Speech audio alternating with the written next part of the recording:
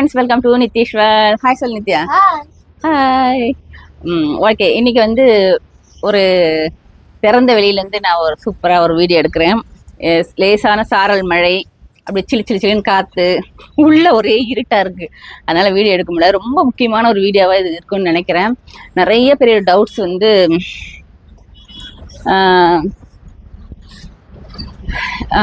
English மீடியமா இல்லை தமிழ் மீடியமா அப்படின்னு நிறைய பேர் கேட்டுட்டு இருக்காங்க.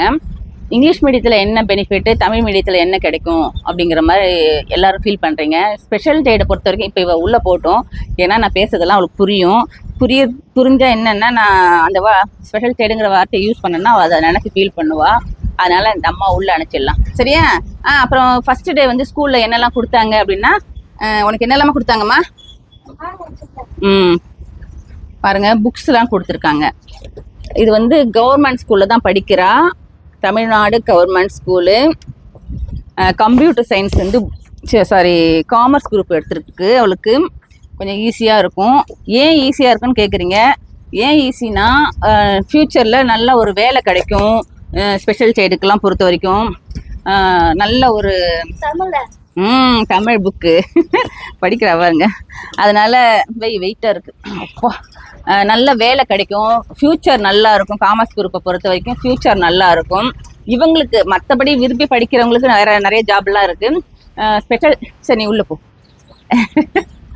சரி, நீ உள்ளே போ. என்ன இவங்களுக்கு பொறுத்த வரைக்கும் நிறைய ஜாப் கிடைக்கும். அவைலபிள் வந்து காமர்ஸ் குரூப்பில் இருக்குது, அதனால தான் இது சேர்த்துருக்கு. அதுக்கப்புறம் பார்த்தீங்கன்னா, கவர்மெண்ட் ஸ்கூலில் ஏன் சேர்த்தேன்னா, இது வந்து இப்போ நிறைய பேர் கேட்கலாம், அவள் வந்து எப்படி 11th வரைக்கும் வந்தான்னு சில பேர் கேட்குறாங்க.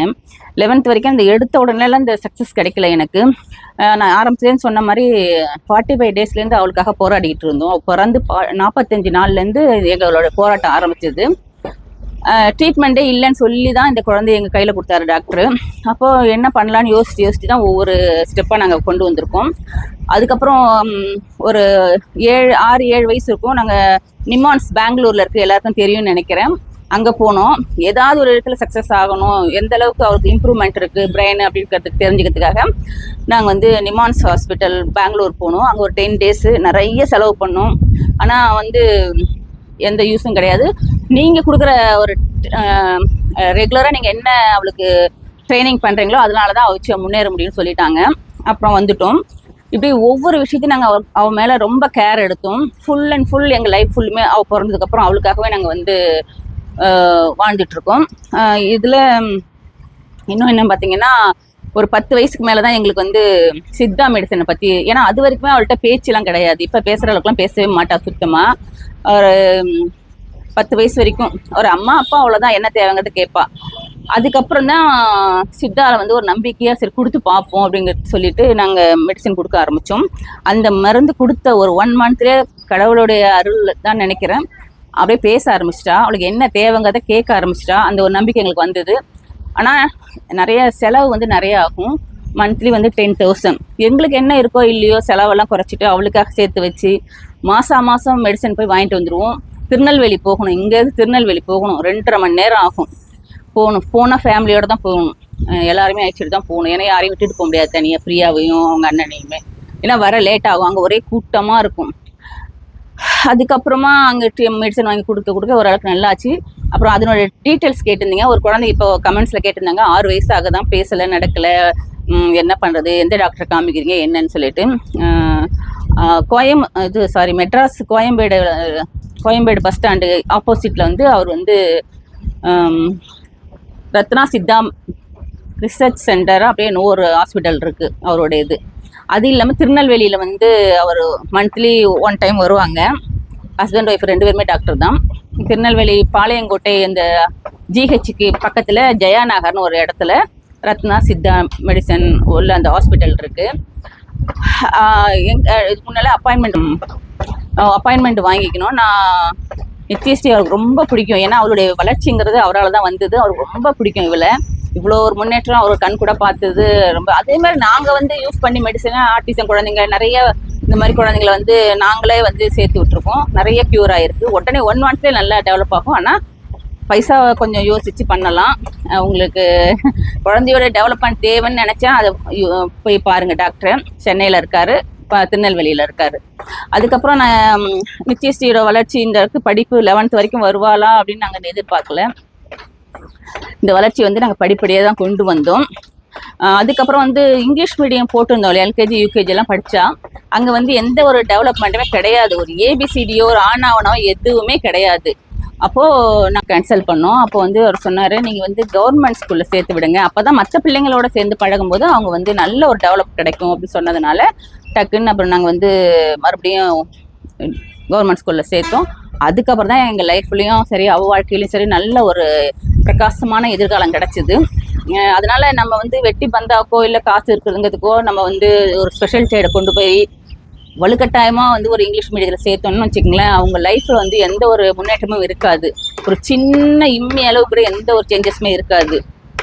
நான் என்ன நினச்சேன்னா, என் நித்யஸ்ரீ சேர்க்கும்போது பிரியாவும் கார்த்திக்கும் என்னோட 2 பசங்களும் இங்கிலீஷ் மீடியம் படிக்கும்போது இவ்வளோ சேர்க்கறது கொஞ்சம் கஷ்டமாக இருந்தது தமிழ் மீடியத்தில். அதனால தான் நான் சேர்த்தேன். ஆனால் டாக்டர் சொன்னதுக்கப்புறம் நாங்கள் மாற்றிட்டு சேர்த்தோம். அதுக்கப்புறம் அவங்க கொடுத்த அந்த கவர்மெண்ட் ஸ்கூலில் டீச்சர்ஸ் ஆகட்டும், அந்த பசங்களாகட்டும், அவ்வளோ லவ் அண்ட் சப்போர்ட் அந்த குழந்தை மேலே. அதெல்லாம் தான் இன்னைக்கு அவளை அந்த அளவுக்கு கொண்டு வந்திருக்கு. நம்ம வீட்டில் நானும் தொடர்ந்து அவளுக்கு வந்து எனி டைம் எப்பயுமே புக்கும் கைமா தான் இருக்கணும். ஒரு நாளைக்கு ஒரு சென்டென்ஸ் படித்தா கூட எனக்கு சந்தோஷம். அப்படி தான் நான் ஆரம்பத்துலேருந்து இத்தனைலேருந்தே கொண்டு வந்ததுனால தான் இன்றைக்கி சக்ஸஸ் ஆக முடிஞ்சுது. எடுத்த உடனே 10 வயசுக்கு மேலே அப்படிங்கிறதெல்லாம் கொஞ்சம் கஷ்டம்தான். அதனால் வந்து அதே மாதிரி ஒரு ஸ்பெஷல் சைல்டு இருக்குன்னா அதோட ஸ்டாப் பண்ணிக்காதீங்க, இன்னொரு குழந்தையும் பெற்றுக்கோங்க. அப்போ தான் வந்து ஒரு குழந்தை இருந்தால் 2வது குழந்தையா நல்ல குழந்தையா பிறந்ததுன்னா அவளுக்கு அந்த குழந்தைங்களுக்கு சப்போர்ட்டாக இருக்கும். 2 குழந்தை நல்லா இருக்குது, 3வது குழந்தை அப்படின்னா நீங்கள் வந்து யோசித்து செய்யுங்க.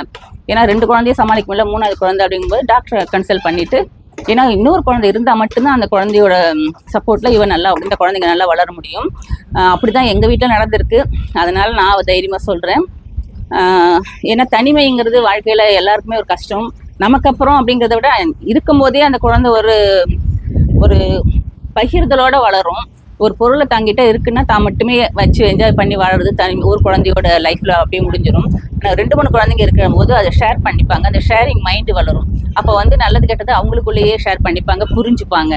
அதனால் நீங்கள் வந்து ஒரு குழந்தை ஸ்பெஷல் குழந்தை இருக்குன்னா பயப்படாதீங்க, இன்னொரு குழந்தை தாராளமாக பெற்றுக்கலாம். இதெல்லாம் தான் நான் உங்க கூட ஷேர் பண்ணணும்னு நினச்சேன். அதே மாதிரி முக்கியமாக ஸ்பெஷல் சைல்டு இருக்கிறவங்க வந்து கவர்மெண்ட் ஸ்கூலில் சேருங்க.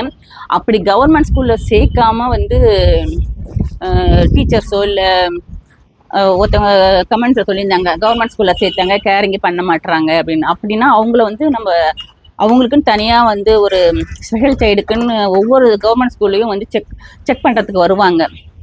அவங்கள கன்சல்ட் பண்ணி அவங்கள்ட்ட கம்ப்ளைண்ட் பண்ணிங்கன்னா அவங்க அதுக்கு எந்த மாதிரி ஃபர்தராக ஒரு முடிவு எடுப்பாங்க. ஏன்னா எல்லா குழந்தைங்களும் படிப்புங்கிறது ரொம்ப முக்கியம், யாருமே அதை அவாய்ட் பண்ண முடியாது. டீச்சர்ஸ் ஆகட்டும், ஸ்டூடெண்ட்ஸ் ஆகட்டும், யாருமே வந்து ஒதுக்கி வைக்க முடியாது. இவன் இன்றைக்குமே ஃபஸ்ட்டு பெஞ்சில் உட்காந்து அவளால் மட்டும் எழுதி படித்து வந்ததுனால தான் இந்த அளவுக்கு முடிஞ்சது. அதனால் ஃபஸ்ட்டு பெஞ்சு லாஸ்ட் பெஞ்சு அப்படிங்கிறத கிடையாது. அந்த குழந்தைக்கு ஃபஸ்ட்டு ப்ரிஃபரன்ஸ் கொடுக்கணும். ஏன்னா படிப்புங்கிறது எல்லாருடைய சமமான ஒரு உரிமை தானே. அதனால் இதை பற்றி டீட்டெயில்ஸ் நான் சம்மந்தப்பட்டவங்கள்ட்ட வாங்கி நான் இன்னும் 2-3 நாளில் போடுறேன். ஏன்னா கவர்மெண்ட் ஸ்கூலில் வந்து கண்டுக்க மாட்டுறாங்க, தனியாக ஒதுக்கி வைக்கிறாங்க அப்படின்னு நிறைய பேர் கம்ப்ளைண்ட் பண்ணுறாங்க, எனக்கு கமெண்ட்ஸ் பண்ணாங்க. அப்படி யாரும் சொல்கிறதுக்கு ரைட்ஸ் கிடையாது. ஒதுக்கி வைக்கிற அளவுக்கு ஒன்றும் அவங்க இந்த பூமியில் வந்து பிறக்கலை. எல்லாருக்கும் சரிசமமாக வாழறதுக்கான தகுதி அவங்களுக்கு இருக்குது. அதனால் அப்படி ஒரு சுச்சுவேஷனில் இருக்கிறவங்களுக்கு நான் வந்து சம்மந்தப்பட்டவரை கூப்பிட்டு வேணால் நான் வீடியோ எடுத்து உங்கள் கூட ஷேர் பண்ணிக்கிறேன். அது சம்மந்தமாக அவர்கிட்ட நான் கன்சல்ட் பண்ணி உங்களுக்கு வீடியோ எடுத்து போகிறேன். ஏன்னா அவர் டீட்டெயில்ஸ் புரியும், நிறைய பேருக்கு யூஸ் ஆகும். இப்போ நிறைய பேர் கம்ப்ளைண்ட் வந்து கவர்மெண்ட் ஸ்கூலில் சேர்த்துக்க மாட்டுறாங்க அப்படிங்கிறத நிறைய பேர் சொல்கிறாங்க. அதே மாதிரி கேரிங் கிடையாதுன்னு சொல்கிறாங்க. ஈவன் நான் என் கூட இருக்கிறத விட ஸ்கூலில் நிறைய நேரம் இருக்கா. அப்போ அவங்க எந்த அளவுக்கு கேரிங் பண்ணதுனால தானே அவள் இந்த அளவுக்கு வர முடிஞ்சது. அதனால் இவளுக்கு கிடைச்ச அதே பாதுகாப்பு, அன்பு, பாசம் வந்து எல்லாருக்கும் கிடைக்கணும். நான் அதுக்கு முடிஞ்ச அளவுக்கு நான் ஏற்பாடு பண்ணுறேன். இது உங்களுக்கு பயனுள்ள ஒரு வீடியோவாக இருக்கும்னு நினைக்கிறேன். ஓகே, தேங்க்யூ ஃபார் வாட்சிங்.